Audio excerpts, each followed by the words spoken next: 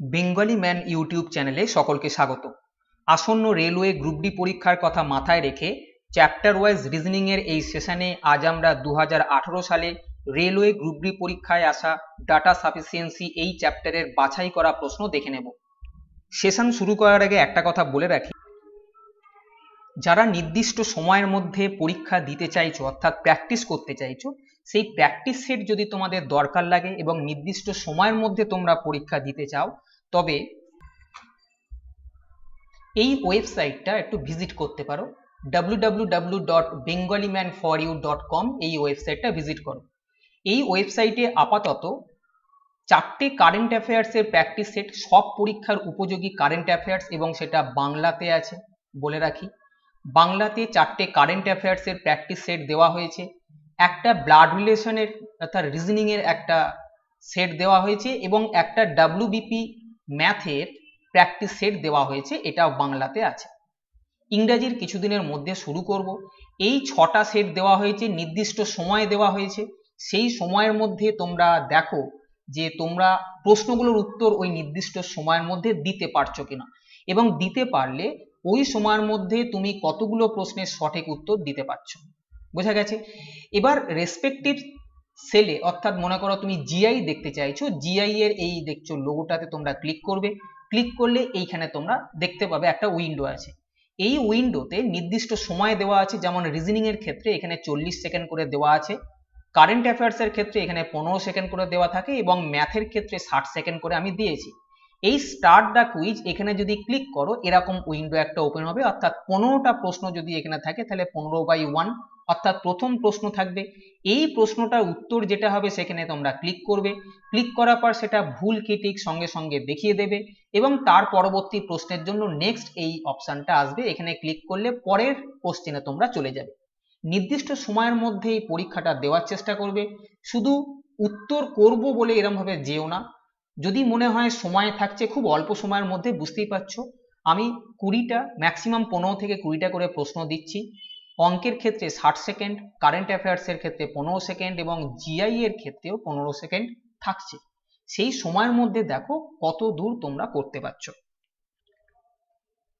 চলো আজকের সেশন শুরু করা যাক। ডাটা সাফিসিয়েন্সির মূল যে বক্তব্য সেটা কি? একটা প্রশ্ন দেওয়া থাকবে, যেমন এখানে দেওয়া আছে।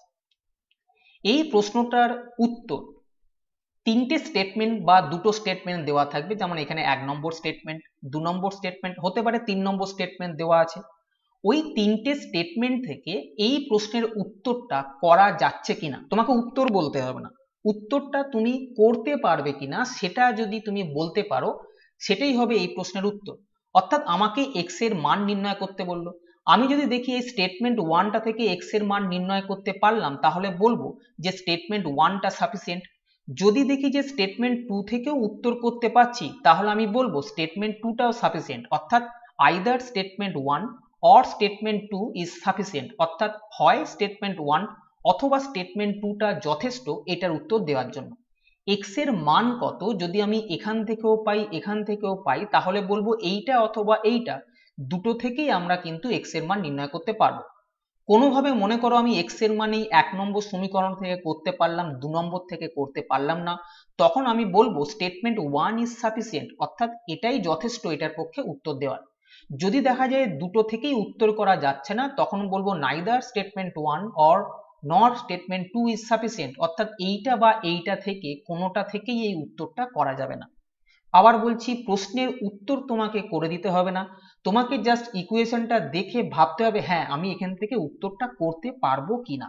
যদি আমি উত্তর করতে পারি, তাহলে দেখবো কোন স্টেটমেন্ট বা কোন স্টেটমেন্ট গুলো থেকে আমি এই উত্তরটা করতে পারলাম।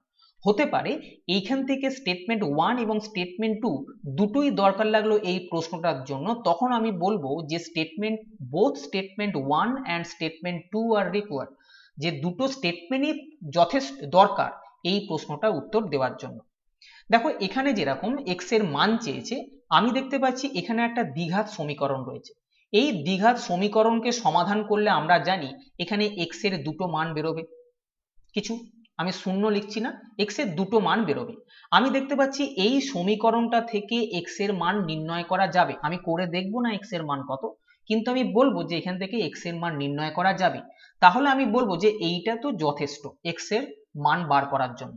যদি আমি এইটা দেখি, এখানে x এর কোনো কিন্তু উচ্চবাচ্চা করেনি, p plus Q plus R is equal to 0, এখান থেকে x এর মান আমি নির্ণয় করতে পারবো না। তাহলে আমি এই প্রশ্নটার ক্ষেত্রে উত্তর বলবো যে statement 1 is sufficient two answer, অর্থাৎ এই প্রশ্নটা উত্তর দেওয়ার জন্য স্টেটমেন্ট 1 যথেষ্ট। এবার দেখো প্রশ্নের যে উত্তর অপশনগুলো থাকবে সেগুলো 1 2 3 4 ইত্যাদি করে থাকবে, আমি অপশনগুলো আর লিখিনি। 1 নম্বরে হয়তো বললো যে স্টেটমেন্ট 1 ইজ সাফিসিয়েন্ট, বোঝা গেছে। 2 নম্বরে বললো মনে করো স্টেটমেন্ট 2 ইজ সাফিসিয়েন্ট। 3 নম্বরে বললো নাইদার স্টেটমেন্ট 1 নর statement 2 is sufficient, neither 1 not 2 বললো।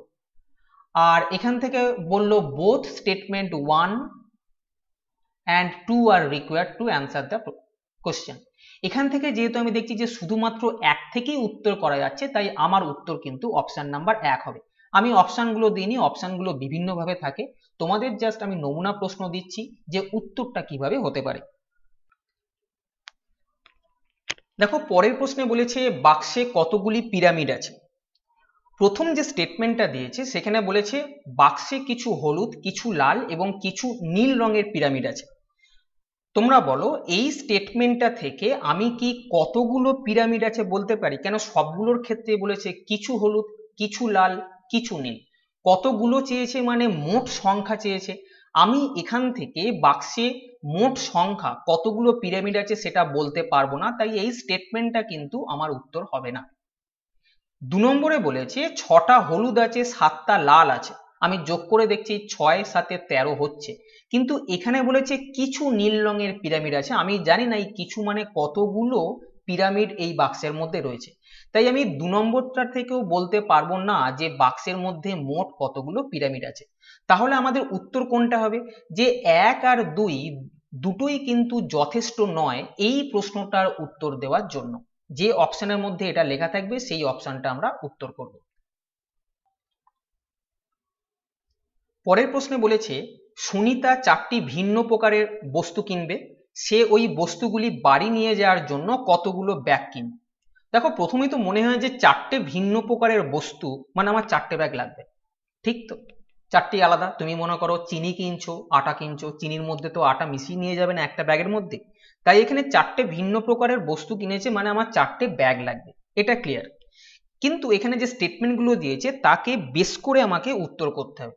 প্রথম স্টেটমেন্টে কি দিয়েছে? প্রতিটা ব্যাগে 2 কেজি বস্তু ধরে। ভালো কথা, প্রতিটা ব্যাগে 2 কেজি বস্তু ধরে কেন বললো?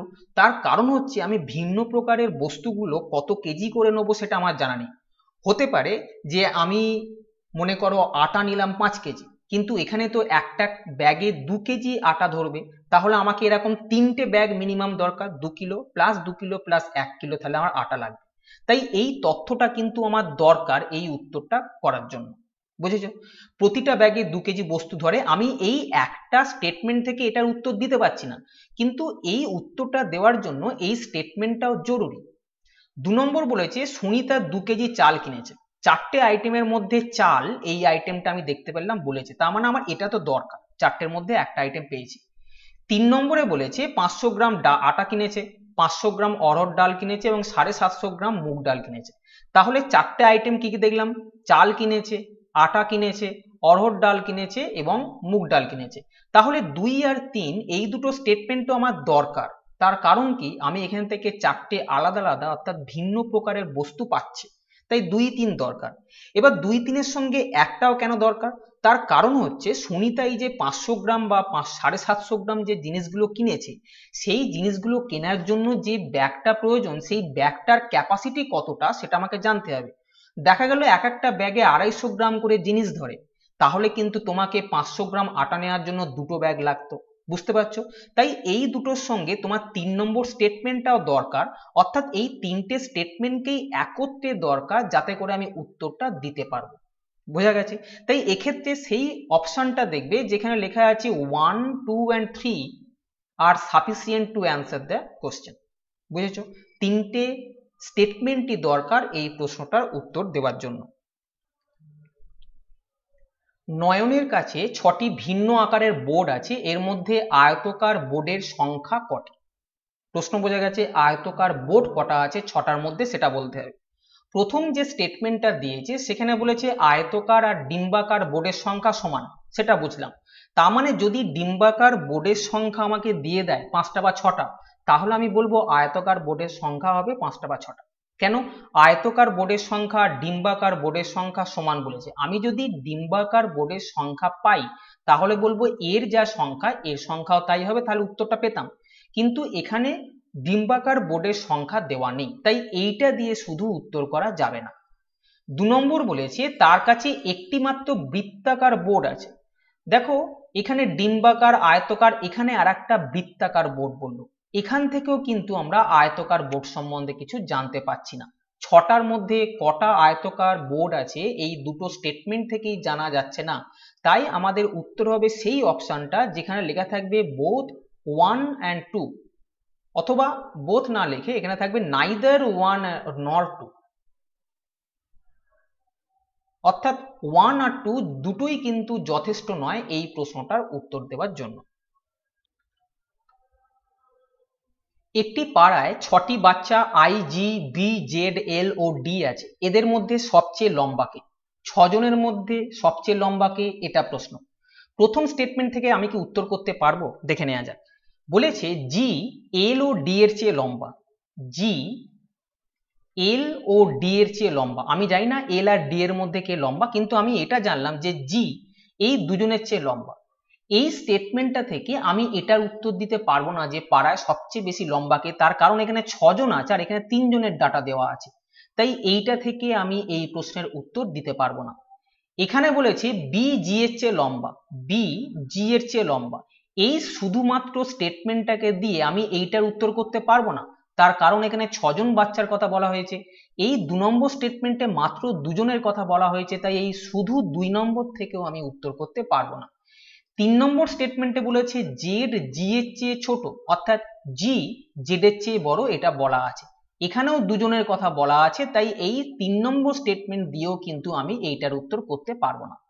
এবার আমাকে দেখতে হবে এখানে যে 1, 2 আর 3 যে 3টে স্টেটমেন্ট আছে সেই 3টে স্টেটমেন্টের কোনো দুটোকে বা 3টেকেই পাঞ্চ করে এই উত্তরটা পাওয়া যায় কিনা। একটা জিনিস দেখো, আমি যখন পাঞ্চ করতে চাইছি অর্থাৎ মেলাতে চাইছি জি জেড, অর্থাৎ আমি একটা সিকোয়েন্স এরকম আনতে চাইছি, তখন একটা জিনিস প্রথম স্ট্রাইক করে যে এখানে 6 জনের মধ্যে 1 জন 2 জন 3 জন 4 জন 5 জনের কথা বলা হলো। দেখো জেড জি, আমি আলাদা আলাদা যারা আছে বাচ্চাগুলো তাদের কথা বলছি, B G Z L D, এই 5 জনের কথা বলা হয়েছে, কিন্তু আর একজন বাচ্চা আছে সেটা হচ্ছে আই, তার কথা এই 3টে স্টেটমেন্টেই বলা নেই। তাহলে আমি বলতে পারবো না যে 6 জনের মধ্যে কে সবচেয়ে লম্বা, তার কারণ 5 জনের ডাটা আমি যদি এই 3টেকে পাঞ্চ করি তাহলে 5 জনের তথ্য আমার হাতে আছে, আর একজনের তথ্য নেই, সে হচ্ছে আই। তাই এই 3টেই কিন্তু যথেষ্ট নয় এই প্রশ্নের উত্তর দেওয়ার জন্য। তাই যে প্রশ্নের উত্তরে তোমাদের থাকবে যে 3টে স্টেটমেন্টই যথেষ্ট নয় এই প্রশ্নের উত্তর দেওয়ার জন্য, সেটাকে তোমরা কিন্তু উত্তর বলবে। ঘরে কতগুলি চেয়ার আছে? প্রথম স্টেটমেন্ট থেকে কি আমরা বলতে পারবো ঘরে কতগুলো চেয়ার আছে? এখানে বলেছে চেয়ারের সংখ্যা টুলের সংখ্যার দ্বিগুণ। ভালো কথা, চেয়ারের সংখ্যা টুলের সংখ্যার দ্বিগুণ মানে আমার টুলের সংখ্যাটা আমি যদি জানতে পারি তাকে 2 দিয়ে গুণ করলে তবে তো চেয়ারের সংখ্যা পাবো। তাই শুধুমাত্র স্টেটমেন্ট 1 থেকে আমি উত্তর করতে পারবো না যে ঘরে কতগুলো চেয়ার আছে। 2 নম্বর স্টেটমেন্টে বলেছে ঘরে টুলের সংখ্যা 12টা, অর্থাৎ টি এর ভ্যালু দেওয়া আছে 12। এখান থেকেও আমি বলতে পারবো না যে ঘরে কতগুলো চেয়ার আছে। আমাদের এই সব প্রশ্নের উত্তরের জন্য পার্টিকুলারলি তুমি শুধু যখন একে ক্যালকুলেশন করতে দেখো যে এইখান থেকে উত্তর করতে পারবে কিনা, অথবা যখন একে আলাদাভাবে করছো দেখো যে এইখান থেকে উত্তর করতে পারবে কিনা। যখন দুটো থেকে উত্তর করতে পারবে না তখন এদেরকে পাঞ্চ করার চেষ্টা করো, অর্থাৎ এই ভ্যালু আর এই ভ্যালুকে যদি আমি নিই, যেমন টি এর ভ্যালু 12 আছে, এইখান থেকে টি এর ভ্যালু 12 যদি আমি, সরি এটা টুল লিখেছিলাম, টুল টি এর ভ্যালু 12 যদি আমি এখানে বসাতাম তাহলে 2 × 12 = 24 আমি চেয়ারের ভ্যালু পেতাম। অর্থাৎ এই চেয়ারের সংখ্যাটা পেতে গেলে আমাকে 2 নম্বর স্টেটমেন্টের তথ্যটার দরকার যেখানে বলা আছে টুলের সংখ্যা 12। সেটা বসালে তবেই আমি চেয়ারের সংখ্যা পাবো। তাই আমাদের ক্ষেত্রে উত্তর হবে যে both statement 1 and 2 are needed to answer the question. বোঝা গেছে? যে উত্তরে এই অপশনটা থাকবে সেখানে তোমরা অ্যান্সার বলবে। পরের প্রশ্নে বলেছে পি এর মান কত। দেখো প্রথমে তো এই 2 নম্বরটা দেখে মনে হচ্ছে এটা ইকুয়েশন না, এটা একটা রেশিও, এইটা ইস টু এইটা। এখান থেকে পি এর মান কখনোই বার করতে পারবে না, তাই না? এটা একটা রেশিও, পি এর মান বার করতে গেলে একটা ইকুয়েশন থাকবে, ইকুয়েশন থাকলে তবে তোমার মান বার করার প্রশ্ন আসবে, রেশিও থেকে তুমি কিন্তু মান বার করতে পারবে না। তার মানে পার্টিকুলার এই 2 নম্বর স্টেটমেন্টটা থেকে আমি উত্তর করতে পারবো না। এবার এইটা যেটা দেওয়া আছে এইটা মানে কি, এইটা মানে হচ্ছে প্রথমটা বাই দ্বিতীয়টা ইজ ইকুয়াল টু তৃতীয়টা বাই চতুর্থটা। এটা বলতে পারি এটা বাই এইটা ইজ ইকুয়াল টু এটা বাই এইটা। এটা যদি আমি একটা কাটি তাহলে এখান থেকে ক্রস গুণ করলে পি কিউবের ভ্যালু 1000 পাচ্ছি, এখান থেকে আমি পি এর মান কিন্তু পাবো, আমাকে করতে হবে না। আবার বলছি পি এর মান আমি এখান থেকে দেখতে পাচ্ছি যে বার করতে পারছি। কিন্তু তোমরা যদি পরীক্ষার সময় কিউব রুট অফ 1000 এটা করে 10 বার করো, এটা কিন্তু সময় নষ্ট হবে। আমি খালি যখন দেখবো যে পি কিউবের ভ্যালু 1000 আসছে, পি এর মান কিছু একটা আসবে, সেটা কিউব রুট নাও করা যেতে পারে কিন্তু পি এর একটা মান আসবে। আমার শুধুমাত্র এই আইডিয়াটাই চলবে যে পি এর মানটা আমি এখান থেকে বার করতে পারছি কিনা। তোমরা বলবে হ্যাঁ পি এর মান আমি এখান থেকে বার করতে পারছি এবং শুধুমাত্র এখান থেকেই বার করতে পারছি। তাই উত্তর হবে সেই অপশনটা যেখানে লেখা আছে only one is sufficient to answer the question। শ্রীরামের বয়স কত। প্রথম যে স্টেটমেন্টটা দিয়েছে সেখানে বলেছে শ্রীরাম শ্যামের চেয়ে 32 বছরের বড়। যদি শ্যামের বয়স আমি না জানতে পারি তাহলে শ্রীরামের বয়স আমি জানতে পারবো না। তার কারণ হচ্ছে শ্রীরামের বয়স বলেছে শ্যামের যা বয়স হবে তার তুলনায় 32 বছরের বড় হবে, তাহলে শ্যামের বয়সটা আমার দরকার ছিল। এই স্টেটমেন্টে শ্যামের বয়স দেওয়া নেই, তাই শ্রীরামের বয়স আমি বার করতে পারবো না এই স্টেটমেন্ট থেকে। 2 নম্বর শুধু যদি স্টেটমেন্টটা দেখো, এখানে শুধুমাত্র শ্যামের বয়স দেওয়া আছে 2 বছর, শ্যামের বয়স থেকে আমি কিন্তু রামের বয়স বলতে পারবো না এই 2 নম্বর স্টেটমেন্টটা থেকে। তাহলে 1 আর 2 এই দুটো থেকেই কিন্তু আমি পার্টিকুলারলি এই প্রশ্নটার উত্তর বলতে পারবো না। কিন্তু দেখো যদি 2 এর এই ডাটা অর্থাৎ শ্যামের বয়স 2 বছর যদি আমি এখানে বসিয়ে দিতাম তাহলে কিন্তু 32 প্লাস 2 34 বছর শ্রীরামের বয়স আমি বার করতে পারতাম। তার মানে দেখা যাচ্ছে যে 1 আর 2 দুটোকে যদি তুমি পাঞ্চ করো তবেই কিন্তু এই প্রশ্নের উত্তরটা পাবে। তাই আমাদের উত্তর হবে both 1 and 2 is sufficient to answer the question। বোঝা গেছে? মানে পাঞ্চ না করলে তুমি উত্তর করতে পারো না, তাই যেখানে বোথ অপশনটা থাকবে সেটা তোমার উত্তর হবে। নিতাইয়ের কাছে 3টি ভিন্ন রঙের বল আছে, তার কাছে কয়টি হলুদ রঙের বল আছে। হলুদ রঙের বলের সংখ্যা চাওয়া হয়েছে। প্রথম স্টেটমেন্টটা থেকে আমি কি হলুদ রঙের বলের সংখ্যা বার করতে পারবো? তার কারণ এখানে 6টা বল টোটাল আছে বলা আছে, মোট 6টা বল আছে বলেছে, আমাকে হলুদ রঙের বল কতগুলো আছে এখান থেকে আমি বার করতে পারবো না। 2 নম্বরে বলেছে মোট বলের 1/3 বল নীল রঙের, এখান থেকে আমি শুধুমাত্র নীল রঙের বল বার করতে পারবো। বলেছে মোট বলের 1/3, কিন্তু দেখো শুধু এখানে মোট বলের সংখ্যা তো আমার মূল প্রশ্নে কোথাও নেই। আমি 1 নম্বরে 6টা বল আছে এটা দেখবো না, আমি দেখবো যে 2 নম্বরটা যখন আমি স্টেটমেন্ট করছি তখন প্রশ্নে কোনো ডাটা দেওয়া ছিল কি, এই ডাটা থেকে আমি 2 নম্বর প্রশ্নে কিন্তু নেব। এখানে বলেছে মোট বলের যা সংখ্যা হবে তার 1/3, অর্থাৎ মোট বল যা থাকবে তাকে 1/3 দিয়ে গুণ করলে নীল বল পাবো। আমি মোট বলের সংখ্যা প্রশ্নে কোথাও দেখতে পাচ্ছি না, এখানে দেখতে পাচ্ছি কিন্তু এটা স্টেটমেন্ট 1। এটাকে আমি ভাববো না প্রথমে, এটা যখন ক্যালকুলেশন হয়ে যাবে এটাকে চেপে দাও, কেটে দাও, মনে করো এটা নেই। তোমাকে শুধু বলেছে মোট বলের 1/3 বল নীল রঙের, আমি জানি নীল রঙের বল কতগুলো বার করতে গেলে মোট যা বল আছে তাকে আমি 1/3 দিয়ে গুণ করব। প্রশ্নে যেহেতু মোট বলের সংখ্যা বলা নেই তাই এই 2 নম্বর থেকেও আমি উত্তর বার করতে পারবো না। বোঝা গেছে? চেয়েছে হলুদ রঙের বল, যদি বার করতেও পারতাম এখানে কিন্তু নীল রঙের উত্তর বেরোতো। 3 নম্বর স্টেটমেন্টে বলেছে মোট বলের অর্ধেক লাল রঙের বল, এখানেও একই জিনিস, লাল রঙের বল হবে মোট যা বল থাকবে তার অর্ধেক, কিন্তু প্রশ্নে কোথাও মোট বলের সংখ্যা বলা নেই। তাহলে দেখলাম আলাদাভাবে 1 2 3 তিনটে স্টেটমেন্ট দিয়ে হলুদ রঙের বলের সংখ্যা কতগুলো আমরা পাবো না। এবার যদি 3টেকে 5 করি, মনে করো আমি যদি এবার সব ডাটাগুলোকে দেখি আমার চোখের সামনে আছে, মোট বল 6টা প্রথম থেকে বলা আছে, প্রথম অপশনটা। এই 6টা যদি আমি এখানে বসিয়ে দিই তাহলে 3 দুগুণে 6 কেটে নীল রঙের বল পাবো। এই 6 যদি আমি এখানে বসিয়ে দিই মোট বল, তাহলে 3 একে 3 লাল বল পাবো। তাহলে 3টে ভিন্ন রঙের নীল লাল এদের মোট সংখ্যা আমি 5 পেয়ে গেলাম। 6টার মধ্যে নীল আর লাল যদি 5টা থাকে তাহলে অবশিষ্টটা অবশ্যই হলুদ থাকবে, অর্থাৎ আমি এই উত্তরটা দিতে পারবো। তাহলে এই প্রশ্নের উত্তর দেওয়ার জন্য আমার 3টে স্টেটমেন্টই দরকার, অর্থাৎ যে উত্তরে আমার থাকবে 1 2 and 3 are needed, সেই প্রশ্নটার উত্তর কিন্তু আমার হবে। সানের কোড কি? দেখো 2 নম্বর স্টেটমেন্টে দেওয়া আছে সান পূর্ব দিকে ওঠে। সান বা সূর্য পূর্ব দিকে ওঠে সবার জানা আছে, কিন্তু এখান থেকে সানের কোড কি তুমি বলতে পারবে না, তাই এটাকে প্রথমেই কেটে দাও। 1 নম্বরে দেওয়া আছে গানকে আমি যদি HUN দিয়ে লিখি এবং টানকে TUN কে যদি আমি UUN দিয়ে লিখি, তাহলে সানের কোড কি আমি বার করতে পারবো? এটাই প্রশ্ন। আমি দেখব GUN থেকে HUN কি করে হচ্ছে। এখানে UN ছিল, UN আছে, এখানে G এর পরবর্তী লেটারটা চলে এসছে, G এর পরে H।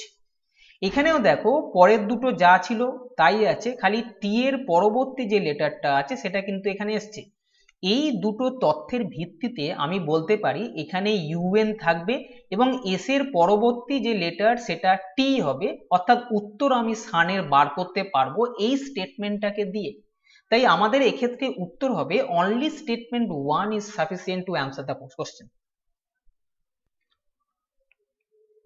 কে, জে, এম ও বি বৃত্তাকারে কেন্দ্রের দিকে মুখ করে দাঁড়িয়ে আছে।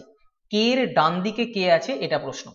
দেখো বৃত্তাকারে আছে, একটা বৃত্তাকার ক্ষেত্র বানিয়ে নাও। প্রথম স্টেটমেন্টে দিয়েছে এম এর বাম দিকে জে আছে, সবাই সেন্টারের দিকে মুখ করে আছে। এখানে যদি এম থাকে, এম এদিকে চেয়ে আছে, এম এর বাম দিক এদিকটা, এম এর বাম দিকে জে আছে, আমি এখানে জে কে বসালাম।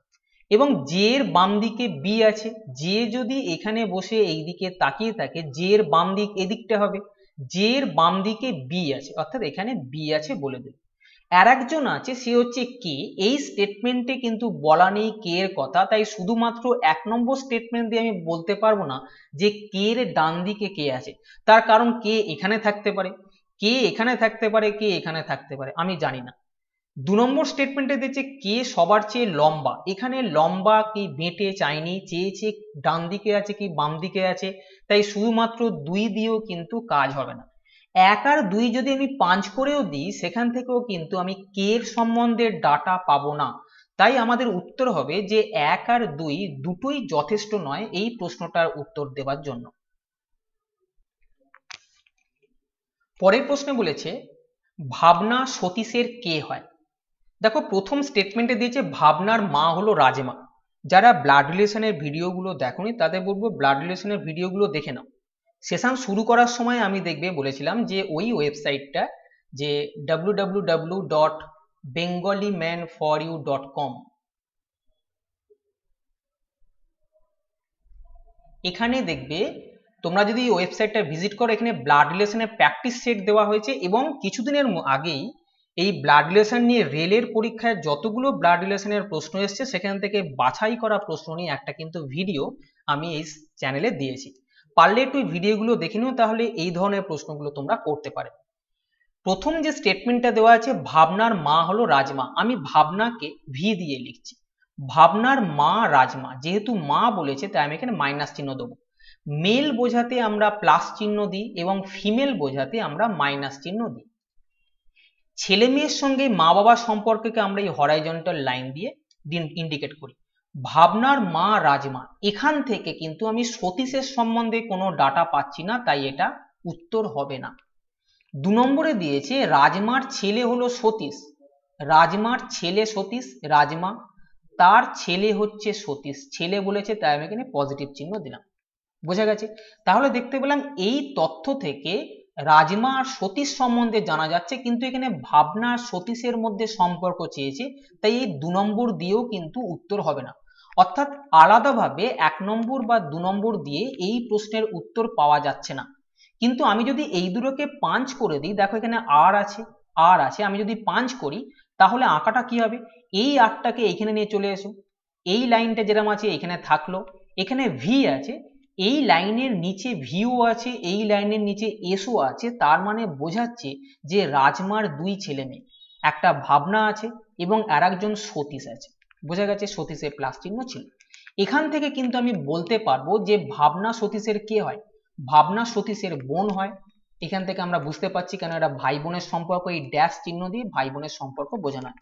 এখানে একটা প্রশ্ন আমারও মনে আসে যে ভাবনা ছেলে না মেয়ে এটা কিন্তু বলা নেই, তাই আমি এখান থেকে বলতে পারবো না যে ভাবনা সতীশের বোন হয় না ভাবনা সতীশের ভাই হয়, তাই তো।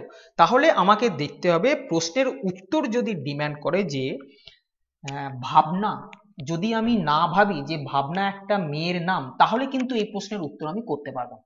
সেক্ষেত্রে আমি বলবো যে 1 আর 2 সাফিসিয়েন্ট না, আরো কিছু তথ্য দরকার ছিল ভাবনা কে সেটা বলার জন্য। আর যদি দেখা যায় যে অপশনের মধ্যে তেমন কোনো অপশন নেই যেখানে বলা আছে যে ভাবনা সতীশের বোন হয়, তাহলে সেই উত্তরটা আমি দিতে বাধ্য থাকবো। বোঝা গেছে। আবার বলছি ডিপেন্ড করছে অপশন কিরকম তার উপর। ব্লাড রিলেশনের ক্ষেত্রে যে নামগুলো আছে সেই নামগুলো ছেলে কি মেয়ে এটা ইন্ডিকেট করাটা অবশ্যই দরকার। এই প্রশ্নটা তোমাদের আমি বাড়ির কাজ দিলাম, এটাকে করে আমাকে অ্যান্সার কি হলো কমেন্ট বক্সে জানিও। এটা তোমরা ক্যালকুলেশন করো, একটু বড় তোমাদেরকে দিয়েছি, বুঝে নিয়ে আমাকে বলো যে এদের মধ্যে কোন কোনগুলো বা কোনটা নিয়ে এই প্রশ্নের উত্তরটা করা যাবে।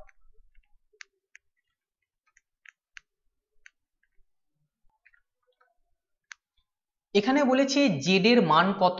দেখো 1 নম্বর স্টেটমেন্ট থেকে আমরা কি জেড এর মান পেতে পারি। এখানে বলেছে Z square plus within bracket -1 is equal to 0। এটাকে যদি আমি সলভ করতে যাই তাহলে জেড স্কোয়ার এর ভ্যালু কত হবে +1, জেড এর ভ্যালু কত হবে √+-1 অর্থাৎ +-1, তাই তো। অর্থাৎ জেড এর মান আমি বার করতে পারছি, তাহলে আমি বলবো এইটা যথেষ্ট এইটার উত্তর দেওয়ার জন্য। এখান থেকে কি পাবো, 2 এ দেওয়া আছে z √n, যেখানে n একটা স্বাভাবিক সংখ্যা। n একটা স্বাভাবিক সংখ্যা, এখানে আমি n এর পার্টিকুলার মান জানি না, যে কোনো স্বাভাবিক সংখ্যা হতে পারে, তাই z এর মান আমি এখান থেকে বার করতে পারবো না যদি না n এর মানটা এক্স্যাক্টলি দেওয়া থাকে। তাই এই 2 নম্বর স্টেটমেন্টটা কিন্তু উত্তর করা যাবে না। তাহলে z এর মান কত এটা বলার জন্য স্টেটমেন্ট 1 ইজ সাফিসিয়েন্ট, এই অপশনটা যেখানে থাকবে সেখানে তোমরা টিক মারবে। তাহলে আজকে এই পর্যন্তই। যদি সেশনটা ভালো লাগে তবে চ্যানেলটা সাবস্ক্রাইব করো এবং বন্ধুদেরকেও শেয়ার করো যাতে করে তারাও সমানভাবে উপকৃত হয়। ভালো থেকো, ভালোভাবে পড়াশোনা করো। টাটা।